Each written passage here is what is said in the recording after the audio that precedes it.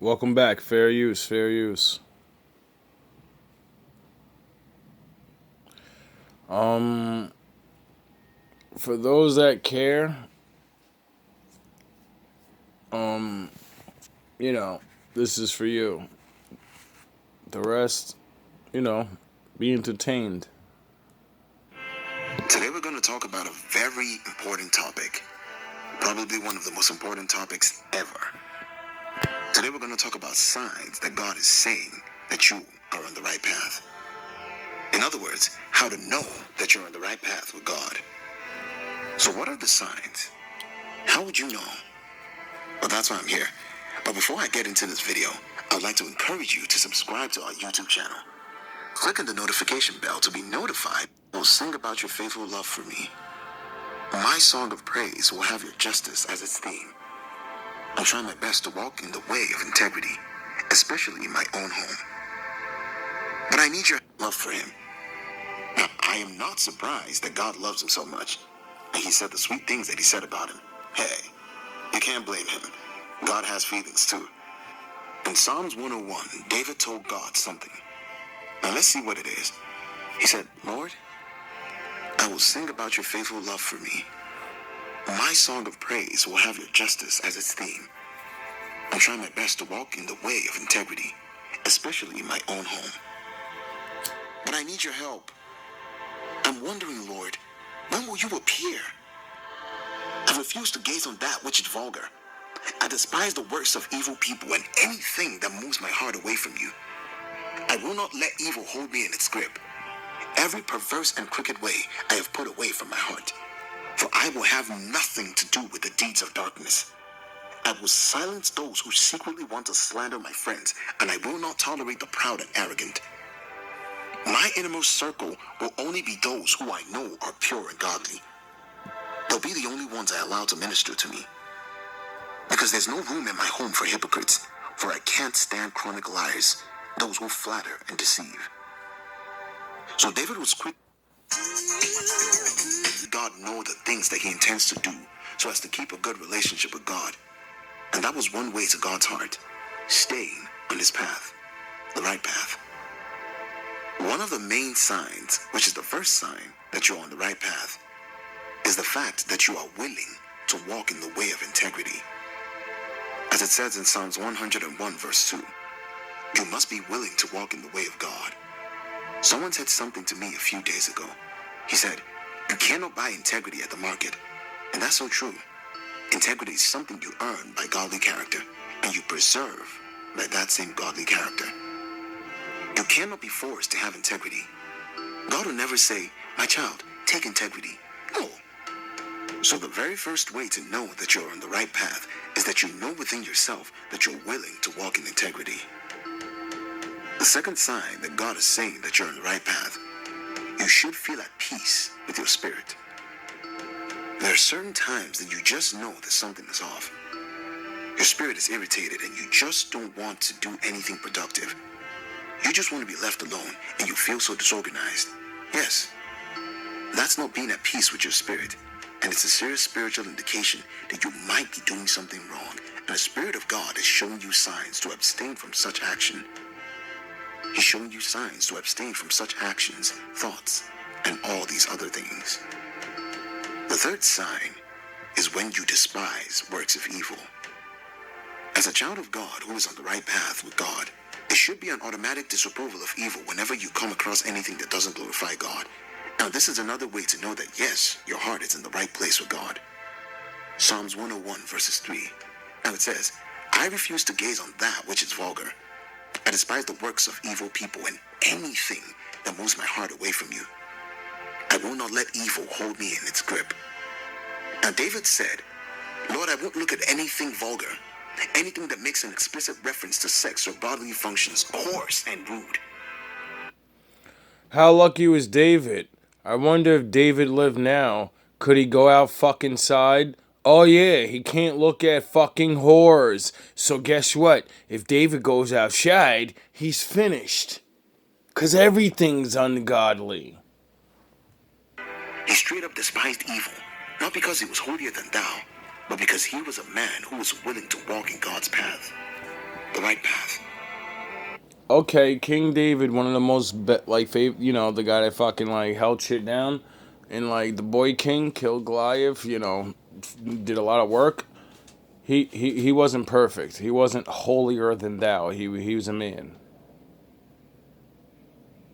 that chose to do good, fought against his flesh, sacrificed his time, and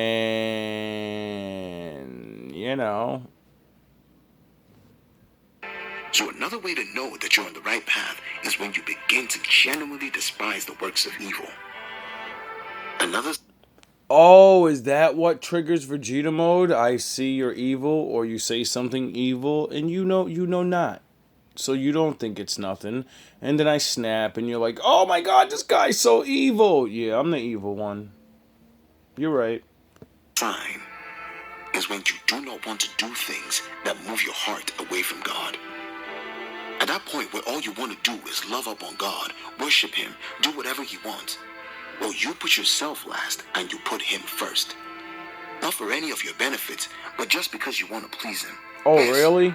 At that point, you, my dear friend, are in love with God. Oh, really? It moves from Lord, do this and that for me, and it becomes Lord, what and what can I do for you?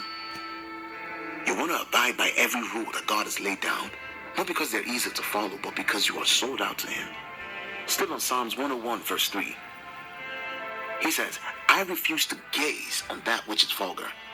I despise the works of evil people and anything that moves my heart away from you. I will not let evil hold me in its grip. So look at the later part of this scripture.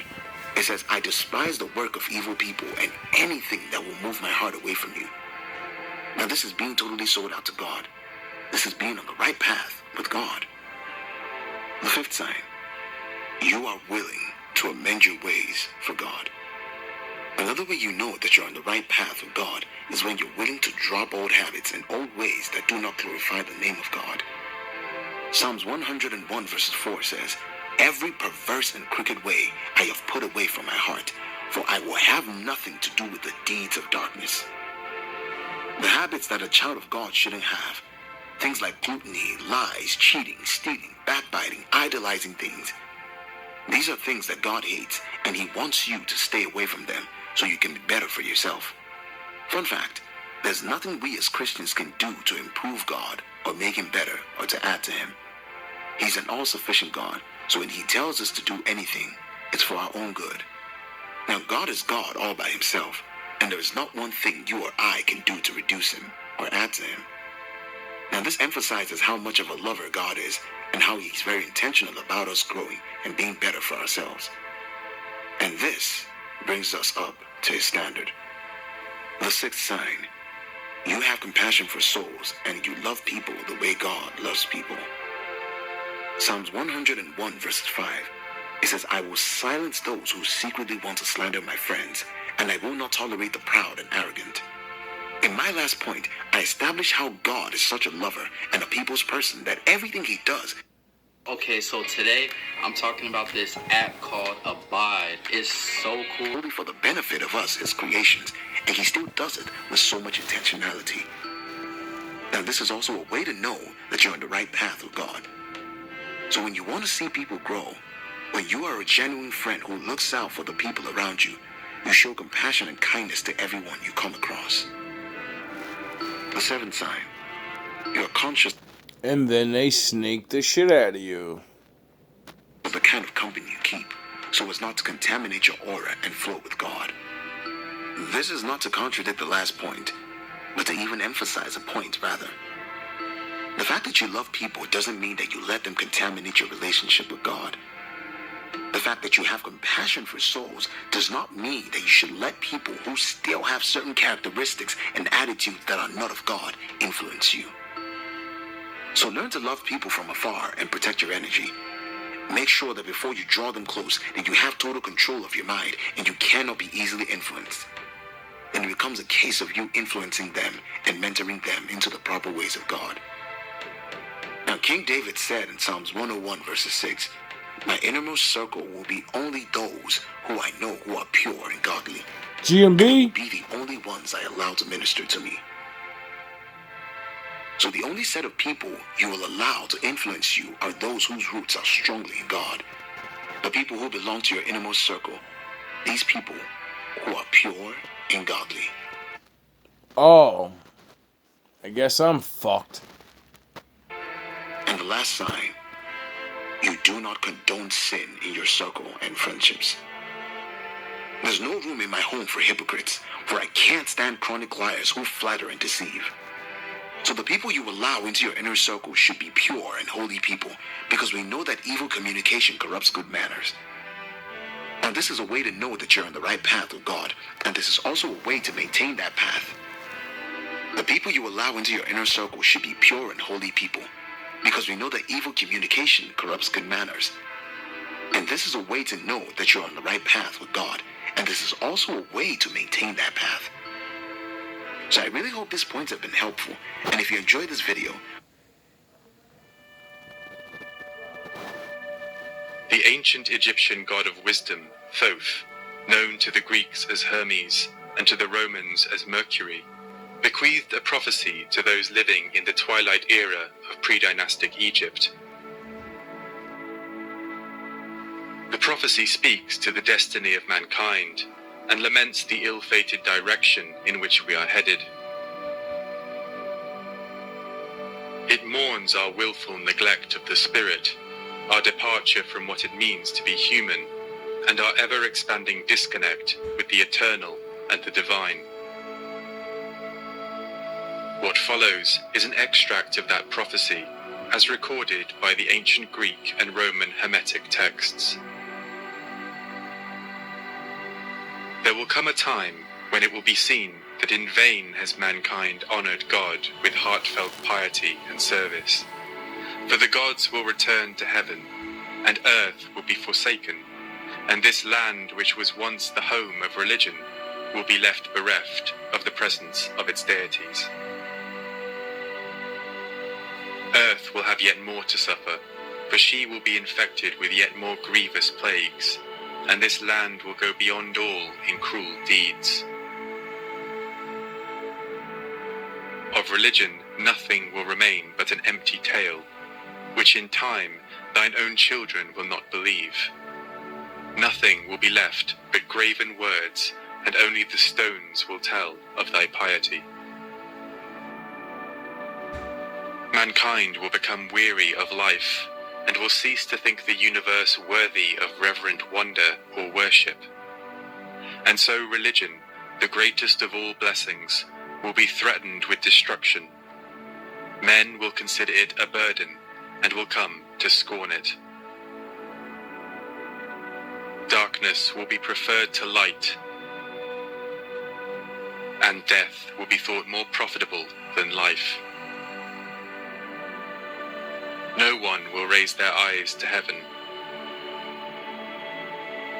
The pious will be deemed insane, and the impious wise. The madman will be thought brave, and the wicked will be considered good. And as for the soul, and the belief that it is immortal by nature, or may hope to attain immortality, all this they shall mock, and assume to be false. And so the gods will depart from mankind, and only evil angels will remain, who will mingle with men, and drive the poor wretches by force into all manner of reckless crime, into wars and robberies and frauds, and all things hostile to the nature of the soul. The fruits of the earth will rot, the soil will turn barren, and the very air will sicken in stagnation. But when all this has befallen, then God, the first before all, will look on that which has come to pass, and will stay the disorder. He will call back to the right path those who have gone astray, and will cleanse the world from evil. And thus he will bring back his world to its former aspect, so that the cosmos will once more be deemed worthy of worship and wondering reverence. If you enjoyed this video, click like and subscribe. Wow. That Egyptian story sounds real familiar.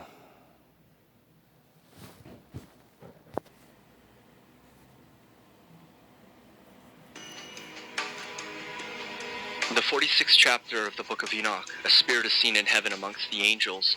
Enoch describes this being as having a head as white as wool, and a countenance like that of a man. And there I saw the one to whom belongs time before time, and his head was white like wool. With him was another being whose countenance had the appearance of a man, and his face was full of graciousness, like one of the holy angels. I asked the angel who went with me concerning that Son of Man, and who he was, and whence he was, and why he went with the one to whom belongs the time before time. He answered and said to me, This is the Son of Man, who has righteousness, with whom dwells righteousness, and who reveals all the treasures of that which is hidden, because the Lord of the spirits has chosen him, and whose lot has the preeminence before the Lord of the spirits in uprightness forever. This Son of Man, whom you have seen, shall raise up the kings and the mighty from their seats, and the strong from their thrones, and shall loosen the reins of the strong, and break the teeth of the sinners. 1 Enoch 46, 1-4. And at that hour, that Son of Man was named in the presence of the Lord of spirits, and his name before the one to whom belongs the time before time. Yes, before the sun and the signs were created, before the stars of heaven were made, his name was named before the Lord of the spirits. He shall be a staff to the righteousness, whereon stay themselves and not fall, and he shall be the light of the Gentiles, and to the hope of those who are troubled of heart. All who dwell on the earth shall fall down and worship before him, and will praise and bless and celebrate with song the Lord of the spirits. For this reason he has been chosen and hidden before him, before the creation of the world and forevermore. The wisdom of the Lord of the spirits has revealed him to the holy and righteous, for he has preserved the lot of the righteous, because they have hated and despised this world of unrighteousness, and have hated all its works and ways in the name of the Lord of the spirits. For in his name they are saved, and according to his good pleasure has it been in regard to their life. In these days downcast in countenance shall the kings of the earth have become, and the strong who possess the land because of their works of their hands. For on the day of their anguish and affliction they shall not be able to save themselves, and I will give them over into the hands of my elect. As straw in the fire, so shall they burn before the face of the holy. As lead in the water, shall they sink before the face of the righteous. And no trace of them shall any more be found. And on the day of their affliction there shall be rest on the earth, and before them they shall fall and not rise again. There shall be no one to take them with his hands and raise them, for they have denied the Lord of the spirits and his Messiah. The name of the Lord of the spirits be blessed. 1 Enoch 48, 2-10.